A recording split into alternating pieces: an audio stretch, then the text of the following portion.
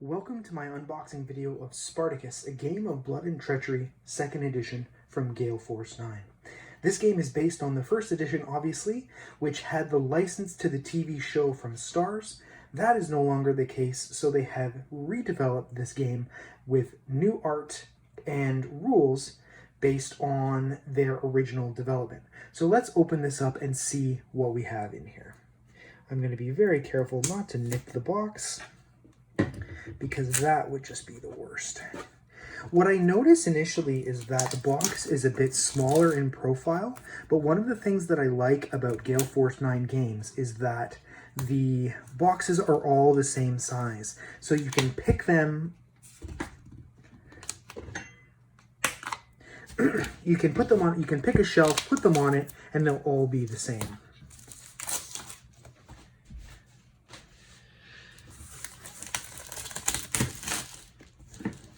But it is quite a bit smaller than the previous box, and I think it's because they've streamlined the components a little bit.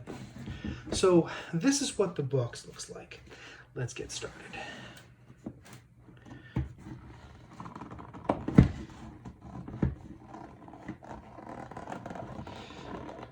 Satisfying box opening music here. All right. So, first things first, obviously this is the rulebook. I have not looked into the game and the differences between the previous rule set and the current rule set. So that's definitely something I want to take a look at. I do notice that the game design is now for Gale Force 9 Studio as opposed to previous designers, Sean Swigert, Aaron Dill, and et al.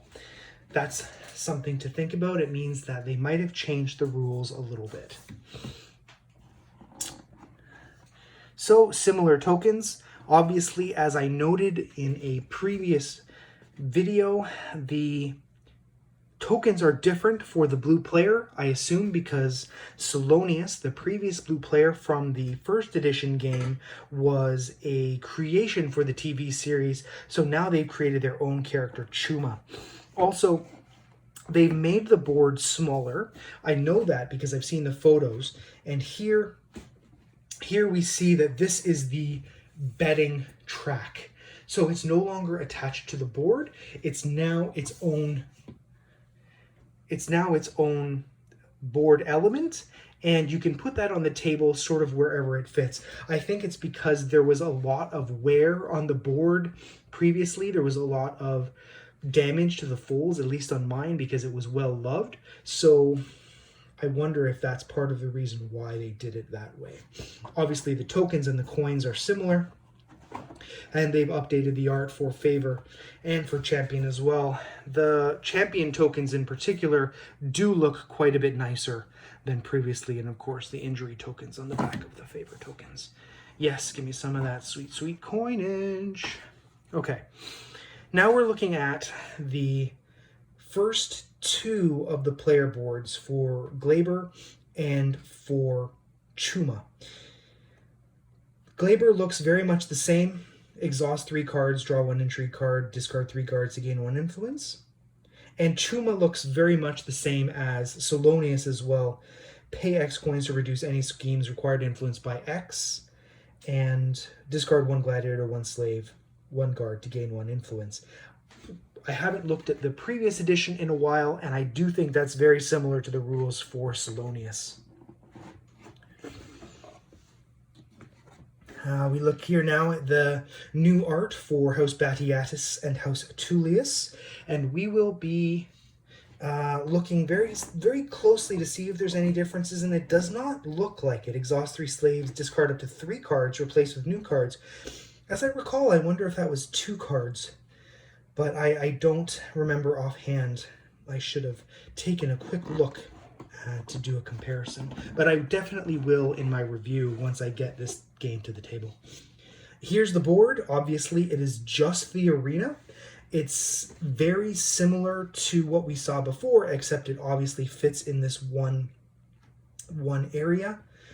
I like it because it fits in the box better. It's not going to warp, and it's going to be all in all a better experience, I think, using the smaller board and having it around. One of the things that was a small complaint of mine about the previous edition is that it did take up a lot of space. This is going to help that. It'll allow you to more customize your experience based on the size of your table. All right, obviously I haven't looked at these at all. Very similar dice to what we saw previously. Attack, defense, and speed. We're going to look at the intrigue cards first. The back of the cards is obviously different to what we saw previously to match. Let's open this up and see what we've got in here. I can only hope that now that we've seen the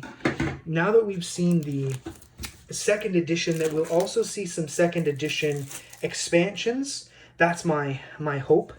+1 discard a ready slave, -1 influence, black market profits, bribe the guards, epic spectacle. They do look very similar. Joint venture. I like, it's interesting, the laurel leaves and the Roman numerals. Obviously it's a bit more thematic. Oh, that's interesting.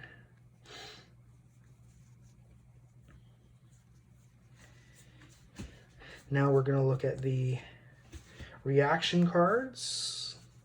I wonder if the most famous card is in here. Yes, it is. Not going to make a big deal about it. And then the guard. Oh, the art on the guards does look quite nice. Okay. So those are the intrigue cards. Now let us take a look at the Gladiator cards. Obviously, looking at the top Gladiator on the stack Allard, I don't recognize this character, but it does look like defense triples cause 1 auto wound. I don't remember who that is from the previous game. Let's see what we've got in here.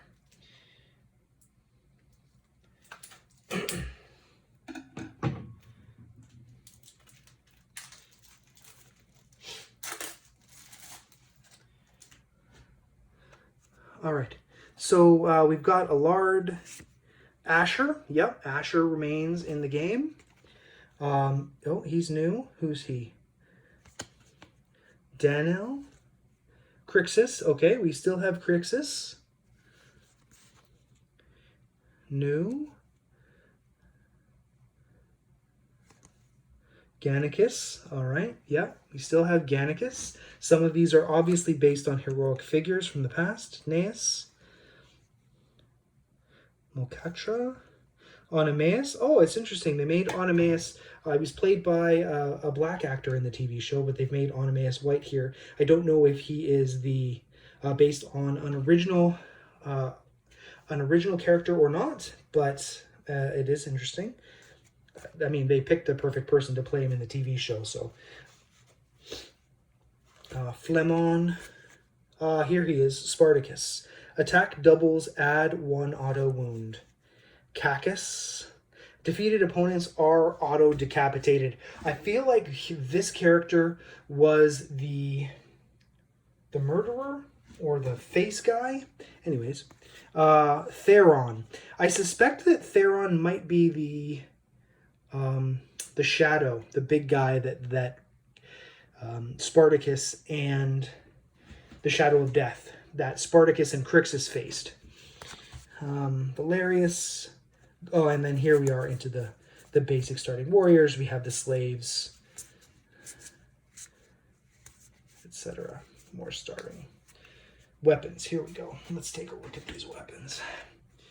The axe, the sword, the trident, helmet, shield, javelin, and the net, the auto OP.